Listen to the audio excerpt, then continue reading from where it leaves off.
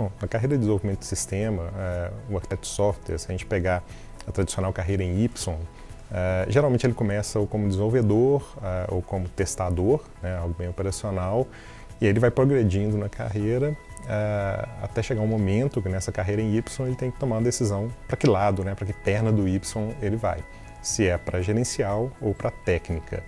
Se ele quiser seguir uma carreira gerencial, ele vai ser um gerente de projetos, um gerente de processos ou algo do tipo. Se ele escolher o lado técnico, aí ele vai ser um gestor de infra, ou então um cientista de dados, uma profissão que está na moda hoje, né? Ou um arquiteto de software. E aí tem um grande engano, né, nessa carreira em se achar que um arquiteto de software é só um bom desenvolvedor, um desenvolvedor que de alguma forma se destacou tecnicamente. Mas em alguns níveis de um arquiteto de software, ele precisa se envolver mais em questões estratégicas do que técnicas. Então esse é um engano comum que existe nessa carreira. Existem sim vários níveis de atuação de um arquiteto de software. Da mesma forma que existem os níveis de um gerente, por exemplo, pleno, sênior, júnior, etc., um analista, pleno, sênior e júnior, existe essa diferenciação também no arquiteto, né? No mercado a gente vê muito a nomenclatura do arquiteto técnico, o arquiteto de soluções e o arquiteto corporativo, seria uma analogia desses níveis, né? O arquiteto técnico, né, pegando do primeiro nível, é um arquiteto que ele está, como o nome diz, ele está preocupado mais com questões técnicas, né? Então, por exemplo, ele em um projeto de desenvolvimento de um aplicativo móvel, ele vai estar preocupado com as questões técnicas envolvendo aquele aplicativo.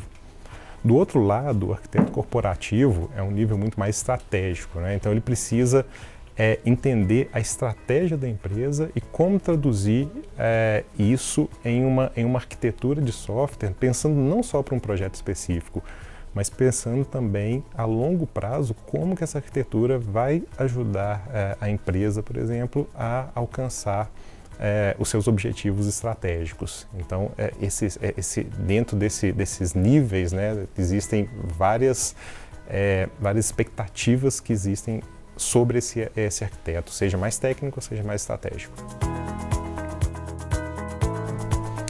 Os aspectos tecnológicos, eles têm vital importância no estudo de arquitetura de software, mas existe uma pegadinha em cima disso, né? Porque a tecnologia muda muito. Em TI, principalmente, 5 anos é uma eternidade. Então, várias tecnologias de arquitetura de software, inclusive, que estavam disponíveis há 5 anos, 5, 10 anos atrás, não estão mais hoje. Ou às vezes até estão com uma roupagem diferente, com um nome novo. Então, muito mais importante do que entender uma tecnologia específica é entender por que aquela tecnologia está sendo usada, né? Tem até um exemplo em arquitetura, que são os padrões de projetos. Se você pegar hoje os padrões de projetos, tem centenas publicados que um arquiteto pode escolher e pode utilizar. Só que é muito melhor você entender por que está usando aquele padrão de projeto do que o padrão em si, porque esse padrão daqui a 5 anos ele pode nem existir mais. Então, é muito importante o aspecto tecnológico, mas é mais importante entender por que aquele aspecto tecnológico está sendo usado. Eu não diria que os aspectos tecnológicos são os mais importantes para um arquiteto de software. Eles têm, com certeza, uma parcela considerável de importância dentro da disciplina de arquitetura de software, mas existem outras competências, outras soft skills, né, que são inerentes, que precisam ser inerentes de um arquiteto, para que ele consiga fazer o seu trabalho com excelência. Eu não consigo imaginar, por exemplo, um arquiteto que nunca tenha sido um programador ou que nunca tenha colocado a mão na massa em código. É difícil você enxergar isso no dia a dia de uma empresa, mas não é a única característica e não é a característica mais importante em um arquiteto de software. Bom, além do conhecimento técnico, existem as competências comportamentais esperadas de um arquiteto de software, assim como qualquer outro profissional, né? O que o arquiteto de software tem que ter sempre na cabeça é que, independente do nível que ele está se desenvolvendo, ou um arquiteto técnico, ou um arquiteto de soluções, ou um arquiteto corporativo, ele é um líder. A equipe espera que ele seja um líder, seja um aconselhador da equipe, principalmente, claro, com relação à arquitetura, e ele precisa desenvolver esse papel de líder.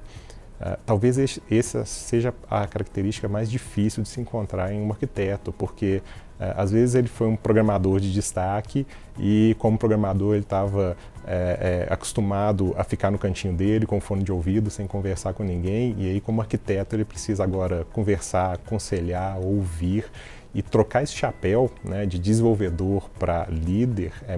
É difícil ter uma competência dessa em todas as pessoas. Então, uma das principais características não técnicas de um arquiteto é essa liderança. E, além disso, ele precisa também ser um aconselhador para a diretoria, né? Dependendo do nível de arquiteto que ele a diretoria da empresa espera que ele aconselhe sobre questões técnicas que até podem direcionar o futuro da empresa. Então, eu colocaria essas duas competências como sendo competências-chave para um arquiteto.